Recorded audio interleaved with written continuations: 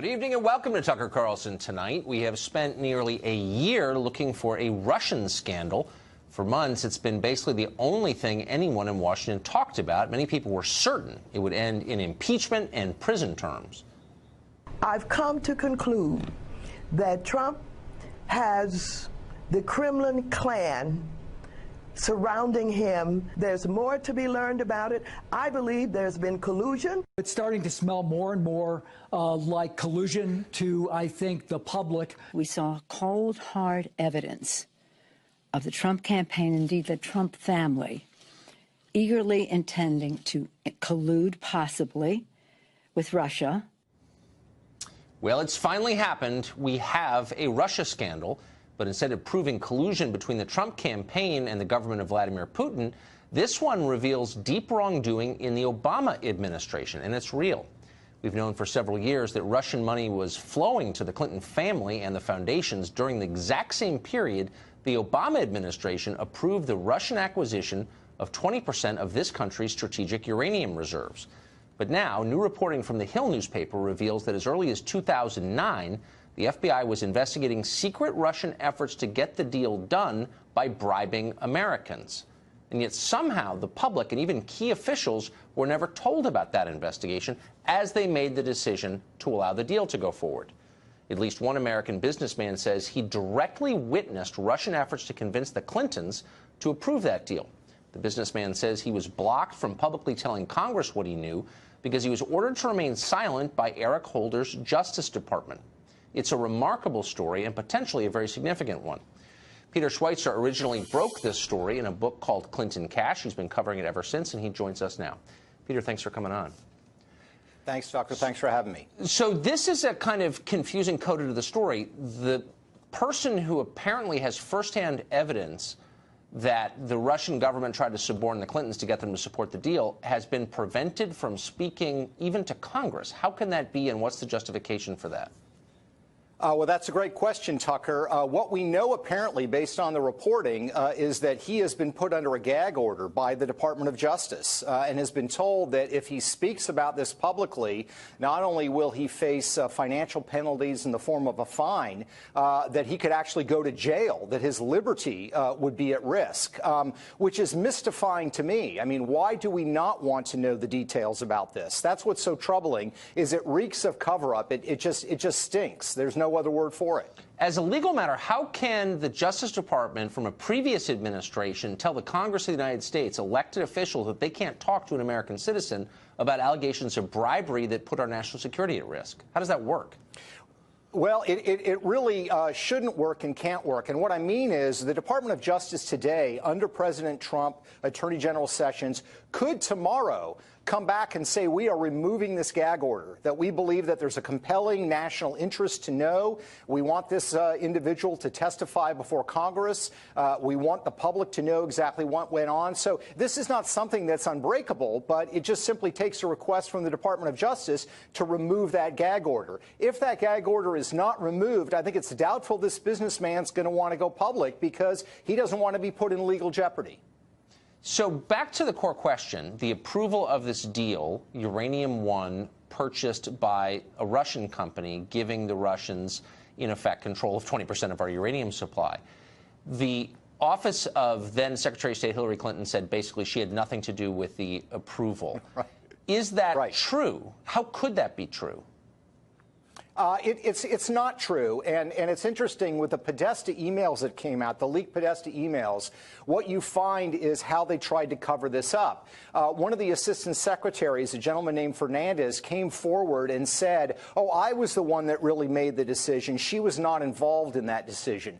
But if you look in the Podesta emails, you see exactly how it went down. Fernandez is communicating with John Podesta and is saying, let me know what I can say, how I can be helpful. So she was intimately involved in this decision. And this is the important thing to keep in mind, Tucker. Hillary Clinton in 2008 when she ran for president, went into detail. She actually had a plan on toughening CFIUS, this body that would approve these kind of controversial deals. So she's very knowledgeable on this subject, and she's a hawk on this issue. So for her to pretend like, well, I don't really know what was going on, I was not involved, just stretches credulity. And that's one of the reasons we need to have an investigation. And really, to this point, Tucker, we have not had a congressional hearing on this. We've not had a grand jury as far as we know. It's just shocking to me that there's been no investigation on this whatsoever. Just to be clear, the dots that we're connecting are not very far apart. So the chairman of this uranium company, Uranium One, is also on the board of the Clinton Foundation and a close friend of the Clintons. John Podesta's company, the Podesta Group, lobbied on behalf of this company, Uranium One. Am I getting these facts wrong? You're exactly right, Tucker. Here's the bottom line. As this deal was coming for approval in 2010, the Clinton Foundation received from 9 shareholders in this uranium company that was sold to the Russians. 9 of them all of a sudden decided they were going to donate large amounts of money to the Clinton Foundation, more than $145 million. And by the way, a lot of those donations were never declared publicly by the Clintons. They were hidden. So it stinks in so many levels. Here's the other important national security implication, Tucker. This deal was predicated on the fact that when the Russians got control of this uranium, it would not be exported out of the United States. That was part of the agreement. The New York Times has now reported that that's not true. Yellow cake from these uranium mines are being exported out of the United States, and we don't even really know where they're going. That in and of itself demands investigation. Yeah, about 20% of it they've reported has gone to some unknown destination, which is ominous. Peter Schweitzer, again, the person who broke this story in the beginning and has been on it ever since. Thank you. Good evening. Welcome to Washington. I'm Brett Baer. There is considerable confusion in the nation's capital tonight about just where President Trump stands on a bipartisan Senate proposal that would keep Obamacare health exchanges going for the time being. Yesterday, the president signaled support. Now, not so much. But the growing uproar at the White House at this moment concerns what the president did or did not say to the widow of a U.S. soldier who died in Africa last week.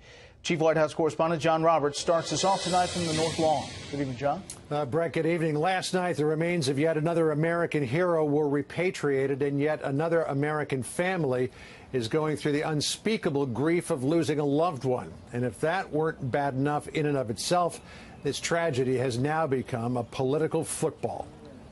I had a very nice conversation. President Trump pushed back hard on claims he was disrespectful and insensitive in a condolence call he made last night to the widow of Sergeant LaDavid Johnson. Didn't say what that congresswoman said. Didn't say it at all. She knows it. Florida Congresswoman Frederica Wilson says she listened in on the call and claims the president drove Maisha Johnson to tears. I did hear him say, I'm sure he knew what he was signing up for, and but it still hurts. The White House would not go into the content of the call, but insists there was nothing insensitive or inappropriate about it. General Kelly was present for the call and thought it was completely appropriate. He thought the call was respectful, and he thought that the president did the best job he could under those circumstances to offer condolences on behalf of the country. Congresswoman Wilson, who has a history of antagonizing President Trump, got intensely personal in her criticism of the call in a morning television appearance. This gentleman has a brain disorder, and he needs to be checked out. This afternoon, the press secretary ripped the Congresswoman for politicizing a condolence call. This was a president who loves our country very much, who has the greatest level of respect for men and women in the uniform, and wanted to call and offer condolences to the family. And I think to try to create something from that the Congresswoman is doing is frankly appalling and disgusting. The White House also defended the amount of time it took for President Trump to send letters and make calls to the families of the 4 soldiers killed in Niger, saying the notification came over from the Pentagon late last week. The president says he wrote letters over the weekend. Then Monday, the White House military office scheduled yesterday's condolence calls. Thank you very much. The controversy was unfolding this morning as President Trump met with members of the Senate Finance Committee. The gathering was about tax reform, but the president made headlines by rejecting the new Alexander Murray Senate agreement on Obamacare subsidies. I won't do anything to enrich the insurance companies, because right now the insurance companies are being enriched. They've been enriched by Obamacare like nothing anybody's ever seen before. The rejection reversed President Trump's earlier optimism about the deal. An administration official tells Fox News the agreement, quote, does not make reforms necessary to lower costs in Obamacare markets, does not give HHS significant new waiver authority, and includes more than $100 million in unrelated Obamacare advertising. This president certainly supports Republicans and Democrats coming to work together, but it's not a full approach, and we need something to go a little bit further to get on board. It's unclear whether there are the votes in the Senate to pass the Alexander Murray measure. A spokesman for Speaker Paul Ryan indicated it's a non-starter in the House, telling Fox News, quote, the Speaker does not see anything that changes his view that the Senate should keep its focus on repeal and replace of Obamacare. And on the issue of the condolence call, the press secretary said this afternoon that Chief of Staff John Kelly, who in 2010 lost a son to combat in Afghanistan, is disgusted about the fact that this has become politicized and that the focus is on the process now and not the fact that 4 American service members died. Brett? More on this with the panel. John Roberts live on the North Lawn. John, thanks.